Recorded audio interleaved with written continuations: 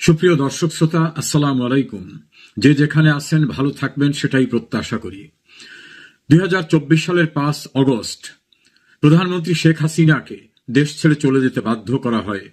তখন কোটা বিরোধী আন্দোলনের নামে তার পদত্যাগ দাবি করা হয়, কিন্তু দীর্ঘদিন যাবৎ তিনি বলে আসছিলেন যে কোটা বিরোধী আন্দোলনের কোনো কারণ নেই আমাকে অভিযুক্ত করার, কারণ আমি 2018 সালে এই কোটা পদ্ধতি বাতিল করেছিলাম। ছাত্রদের দাবি সেটা তো আমি পূরণ করেছিলাম। হাইকোর্টের একটি রায় হয়েছে, সে রায়ের বিরুদ্ধে সরকার সুপ্রিম কোর্ট করেছে, রায় স্থগিত হয়ে গেছে এবং সেখানে চূড়ান্তভাবে ছাত্রদের পক্ষেই রায় হয়েছে। তারপরে কেন আন্দোলন? এর পূর্ব থেকে তিনি বলে আসছিলেন যে আসলে একটি বড় রাষ্ট্র বাংলাদেশের ভিতর তাদের বেস করতে চায়, সেন্ট মার্টিনে ঘাঁটি করতে চায়, আমার পোর্ট নিতে চায় এবং একটা নতুন রাষ্ট্র করতে বাংলাদেশের এক অংশকে ব্যবহার করতে চায়। আমি কোনোভাবে ওই রাষ্ট্রের অনৈতিক অস্বাভাবিক চাহিদার সঙ্গে একমত হইনি, ফলে তারা আর আমাকে ক্ষমতায় দেখতে চায় না। এবং এমন কথাও শেখ হাসিনা বলছেন যে এত বড় রাষ্ট্র তারা চাইলে অনেক সময় অনেককে ক্ষমতার থেকে সরিয়েও দিতে পারে। তবে তিনি বলেছেন যে আমি শেখ মুজিবের কন্যা, আমি বঙ্গবন্ধুর কন্যা, আমি কোনোভাবে দেশের স্বার্থ বিকিয়ে দিয়ে ক্ষমতায় থাকতে চাই না। তিনি ক্ষমতার থেকে সরে গেলেন 5 অগস্ট। এর পরবর্তীতে যাকে ক্ষমতায় এনে বসানো হলো বিনা নির্বাচনে, ডক্টর মোহাম্মদ ইউনূস, তিনি গ্রামীণ ব্যাংকের ব্যবস্থাপনা পরিচালক ছিলেন। তার বিরুদ্ধে শেখ হাসিনার সবচেয়ে বড় অভিযোগ ছিল যে এই ইউনূস চায় তার বিদেশি প্রভুদের নিয়ে আমাকে সরিয়ে ক্ষমতা দখল করতে। বাস্তবতা হলো সেটাই হলো। তখন কেউ কেউ বলতেন যে না, শেখ হাসিনার অভিযোগটা বোধহয় সঠিক না, ইউনূস কেন এটা চাইবেন? কিন্তু ইউনূস যখন নিজে স্বীকারোক্তি করলেন, তিনি যখন নিজে স্বীকার করে বললেন যে শেখ হাসিনার ক্ষমতার পরিবর্তন ঘটানোটা এটা হঠাৎ করে কোনো কিছু হয়নি, এটা মেটিকুলাস ডিজাইনের মধ্য থেকে করা হয়েছে, অর্থাৎ সুপরিকল্পিত পরিকল্পনার ভিতর থেকে, এটাকে আরো সহজে বলতে পারি দীর্ঘ ষড়যন্ত্রের মধ্য থেকে তাকে সরানো হয়েছে। এবং যাদেরকে দিয়ে তিনি ষড়যন্ত্র করেছেন তাদের একজনাকে তিনি মাস্টার মাইন্ড হিসাবে ওই ক্লিন্টন ফাউন্ডেশনের অনুষ্ঠানে পরিচয় করে দিলেন ডক্টর মোহাম্মদ ইউনূস। তখন দেশের অনেকেই বললেন যে তাহলে তো শেখ হাসিনা সঠিক বলেছিল যে আসলে কোটা বিরোধী আন্দোলন নয়, ডক্টর ইউনূসই তাকে ক্ষমতাচ্যুত করতে চায়। আমরা প্রথমে ডক্টর ইউনূসের সেই স্বীকারোক্তিটা একটু দেখে আসি, তারপরে ডক্টর ইউনূস যে এটা করতে ব্যাপক টাকা ব্যয় করেছেন সে বিষয়টা আমরা দেখব।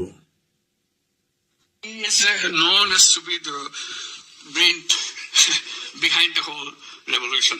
So he denies it repeatedly. He said not me, many others, but that's how he's recognized that he's the brain behind the whole thing. It's amazing, meticulously designed thing. It's not just suddenly came, it's not like that. Very well designed. Even the leadership pattern, people don't know who the leaders.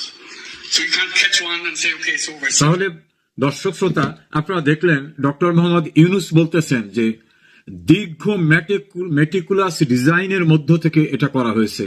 এটা এমন নয় যে হঠাৎ করে কোনো কিছু ঘটে গেছে, এবং কিভাবে করা হচ্ছে নেতৃত্বকে সে বিষয়টাও কেউ জানতো না। অর্থাৎ শেখ হাসিনা যে অভিযোগটা তার বিরুদ্ধে করেছিলেন সেই অভিযোগটা তিনি উচ্ছ্বসিত হয়ে মার্কিন সাবেক প্রেসিডেন্ট বিল ক্লিন্টনের যে একটা প্রতিষ্ঠান আছে ক্লিন্টন ফাউন্ডেশন, সেখানে গিয়ে তিনি সেটা স্বীকার করলেন। এখন এই ক্ষেত্রে যে তিনি বিদেশিদের ব্যবহার করেছেন, টাকা ব্যয় করেছেন, এই অভিযোগটা শেখ হাসিনার ছিল। আমরা সেই ক্ষেত্রে আর একটি সাক্ষ্য আপনাদের দেখাতে চাই। সর্ব ইউরোপীয় জামাতের যিনি মুখপাত্র, তিনি এই ঘটনার সঙ্গে সম্পৃক্ত ছিলেন। জামাত ইসলামী এবং ইউনূস যৌথভাবে যে শেখ হাসিনাকে উচ্ছেদের জন্য কাজ করেছেন এবং ব্যাপক টাকা ব্যয় করেছেন, এই বিষয়টি তার একটি প্রকাশ্য স্বীকারোক্তি আমি আপনাদেরকে শোনাতে চাচ্ছি।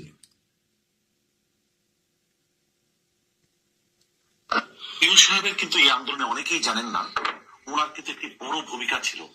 উনি, আমি অনেয়ারের কথা বলছি, উনি একটি লবিং ফার্ম হায়ার করেছিলেন। ওই লবিং ফার্মের সাথে আমরাও কাজ করতাম, অর্থাৎ ওই লবিং ফার্মকে আমরাও ব্যবহার করেছি। ওনার টাকা খরচ করে, ওনার প্রতিষ্ঠানের টাকা খরচ করে শেখ হাসিনার বিরুদ্ধে উনি টাকা খরচ করে বিদেশের মাটিতে নট অনলি উনি পার্সোনালি কাজ করেছেন, উনি লবিং ফার্ম হায়ার করে কাজ করেছেন। যে কয়েকটা গোষ্ঠী আওয়ামী লীগ সরকারের ফেসিজমের বিরুদ্ধে আন্তর্জাতিক বিশ্বে কাজ করেছে, জামাত এবং ডক্টর ইউনূস হচ্ছে তারা দুইটা স্টেক হোল্ডার্স। সুতরাং ডক্টর ইউনূস এই যে কাজগুলো করেছেন, আমি কিন্তু সেখানে টার্মস দেখেছি, তারা কোন টার্মস এর ভিত্তিতে এগ্রিমেন্টটা করেছে। তো বিদেশি লবিং ফার্মরা তো অনেক টাকা চার্জ করে, তো সেখানে রিটেন এগ্রিমেন্ট হয়। ইউনূস সাহেবের কিন্তু এই আন্দোলনে অনেকেই জানেন না, ওনার কিন্তু একটি বড় ভূমিকা ছিল। উনি, আমি অন এয়ারের কথা বলছি, উনি একটি লবিং ফার্ম হায়ার করেছিলেন। ওই লবিং ফার্মের সাথে আমরাও কাজ করতাম, অর্থাৎ ওই লবিং ফার্মকে। প্রিয় দর্শক শ্রোতা, আপনাদের কাছে আশা করি পরিষ্কার হলো যে ডক্টর ইউনূস একটা লবিং ফার্ম হায়ার করেছিলেন, ভাড়া করেছিলেন, এবং তার যে গ্রামীণ, তার যে প্রতিষ্ঠান, সেই প্রতিষ্ঠানের টাকা বিনিয়োগ করেছিলেন, এবং ওই লবিং ফার্মকে জামাতও হায়ার করেছিল। সেখানে আবু বকর মোল্লা, জামাত ইসলামীর সর্ব ইউরোপীয় মুখপাত্র, তিনি বলছেন কি কি টার্মস ছিল ওই লবিং ফার্ম ইনগেজ করায়, অর্থাৎ অনেক টাকা দিতে হয়, এই জন্য কি কি কাজ করবে লবিং ফার্ম, সেই যে শর্তগুলো ছিল সেগুলো তিনি দেখেছেন। এবং তিনি পরিষ্কারভাবে বলছেন যে ডক্টর ইউনূস সম্পর্কে অনেকেই জানে না। শেখ হাসিনার বিরুদ্ধে যে আন্দোলন, অর্থাৎ শেখ হাসিনাকে ক্ষমতাচ্যুত করার ক্ষেত্রে ডক্টর ইউনূসের গুরুত্বপূর্ণ ভূমিকা ছিল। তিনি বিদেশে বসে বিদেশিদের ম্যানেজ করা, লবিং ফার্ম নিয়োগ করা এবং বিপুল টাকা ব্যয় করেছেন যৌথভাবে জামাত ইসলামী এবং ডক্টর মোহাম্মদ ইউনূস। আপনারা কি বুঝলেন? ডক্টর মোহাম্মদ ইউনূস নামাজ রোজা করেন কিনা জানি না, কিন্তু জামাত ইসলামের সঙ্গে ঐক্যবদ্ধভাবে বিদেশি ফার্ম বিনিয়োগ করে, লবিস্ট বিনিয়োগ করে, বিপুল পরিমাণ টাকা বিনিয়োগ করে, বিদেশকে ব্যবহার করে শেখ হাসিনাকে ক্ষমতাচ্যুত করেছেন। এটা তিনি নিজে যেমন ক্লিন্টন ফাউন্ডেশনে বললেন যে লং মেটিকুলাস ডিজাইনে, বিগেস্ট মেটিকুলাস ডিজাইন এগুলো করা হয়েছে। নাথিং ওয়াজ হ্যাপেন্ড সাডেনলি, অর্থাৎ হঠাৎ করে কোনো কিছু ঘটে নাই। আর জামাত ইসলামীর সর্ব ইউরোপীয় মুখপত্র মোল্লা সাহেব বললেন টার্মস কন্ডিশনও তিনি দেখে দিয়েছেন, এবং ওই ফার্মকে জামাত ইসলামেও ব্যবহার করত। তাহলে জামাত এবং ডক্টর ইউনূস যৌথভাবে বিদেশি ফার্ম বিনিয়োগ করে, বিদেশিদের ম্যানেজ করে এবং দেশের ভিতরে পরিকল্পিতভাবে সবকিছু করে দীর্ঘদিনের ষড়যন্ত্রের মধ্য থেকে শেখ হাসিনাকে ক্ষমতাচ্যুত করেছে। শেখ হাসিনা যে অভিযোগটা এনেছিলেন, সে অভিযোগ এখন তারাই স্বীকার করেছেন। এরপরে কি আর কিছু বলার অবকাশ আছে?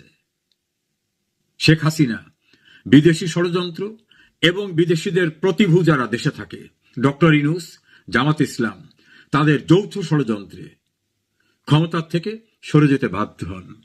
এটাই হচ্ছে বাস্তবতা। আন্দোলন, কোটা বিরোধী আন্দোলন, এগুলো কথার কথা।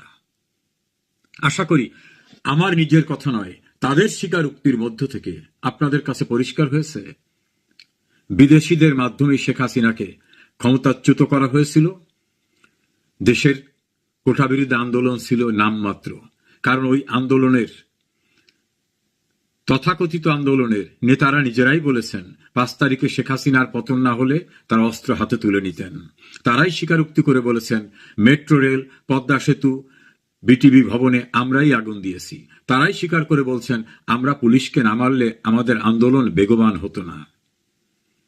এবং তাদের ইনকলাব মঞ্চের এক নেতা তো পরিষ্কারভাবে বলছেন আমাদের টার্গেট তো ছিল মুক্তিযুদ্ধের চেতনাকে পরাজিত করা, সেটা তো আমরা করেছি।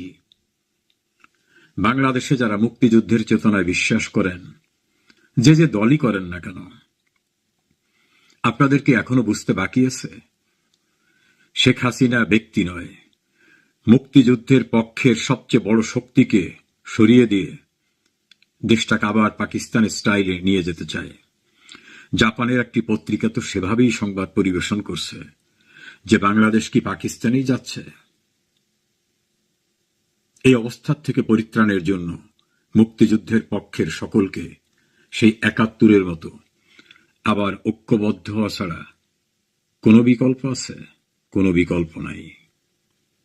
শেখ হাসিনা দেশের স্বার্থ বিকিয়ে দিলে তিনি এখনো প্রধানমন্ত্রী থাকতেন। যেটা তিনি বলেছিলেন সেটা তিনি প্রমাণ করলেন যে দেশের স্বার্থ বিকিয়ে দিয়ে আমি ক্ষমতায় থাকতে চাই না। এই দৃঢ়তা তিনিই দেখিয়েছেন।